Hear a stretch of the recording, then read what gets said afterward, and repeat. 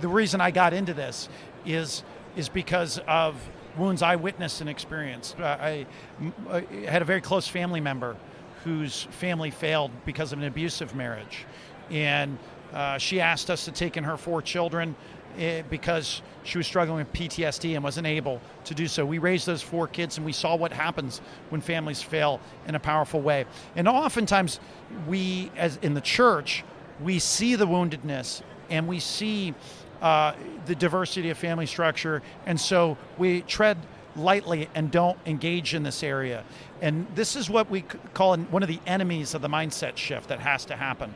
Okay, we avoid equipping our people for healthy relationships in marriage in an effective way because we don't want to alienate the wounded. We think it's so important to lean in and help everybody, the single, the married, the single again, to know how to form healthy Christian relationships, and ultimately for those who end up being called to marriage, to live marriage well, right? St. Paul, the Apostle Paul, is the most famous Christian single, right? Not everybody's called to marriage, but most are, okay? The reality is most are called to the married life. And so we want to, at the local church level, help our people who do have that call, live that call well. So we talk about the data-informed full circle relationship ministry. That's our model. We coach at church. We equip them to do it. It's by data-informed, we mean using data to analyze and understand what's happening in their people and in their community, and then set clear, measurable goals to affect change in relationship health. And by full circle, we mean applying best practices at every stage of relationship life. And we begin with this assumption that it's really hard to get adults to go to classes on anything. And so we then build out with that church a ministry engagement ladder that seeks to break down those barriers so that we can form grown adults to help them learn how to form relationships and have healthy marriages, be good fathers, be good mothers, be good wives, and to be able to prioritize it. If you're single and you're younger and you feel that you're not sure if you're called to the married life, well, how do you prioritize relationships effectively and discern whether or not someone is a suitable spouse, and then enter into a healthy Christian marriage?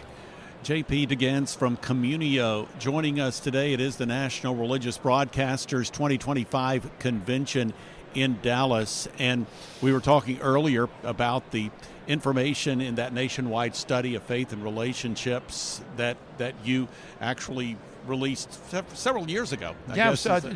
Just about 2 years. Just about 2 years. So as of course, you guys are continually not only working with churches, but you're also doing research. So Yes. What trends are you seeing now with that study 2 years in the rear view mirror and continuing to look at marriage and family? What are you learning? So this is incredibly important to us to keep learning, being in a state of continuous learning. So we've partnered with a group of researchers to expand our survey a bit to understand how faith is transmitted from parent to child. And one of the big wrinkles that going another layer down from our first study is on the importance of dads. Okay, what we're finding is that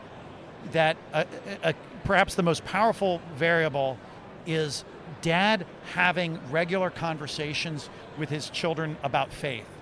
Okay, a dad who has at least weekly conversations about faith, that child as an adult is 3 times more likely to have those conversations with his kids when he or she is an adult.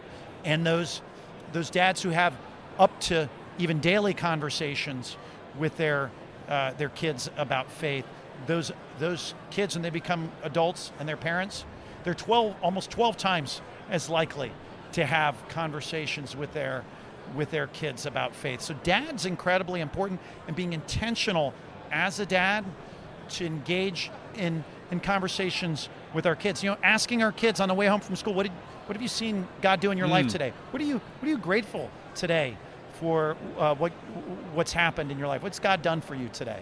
Just a simple question like that over mealtime, or when you're driving to sports, you're driving home from school. Those can be incredibly powerful to transmit the gospel, transmit faith in Jesus Christ to our kids.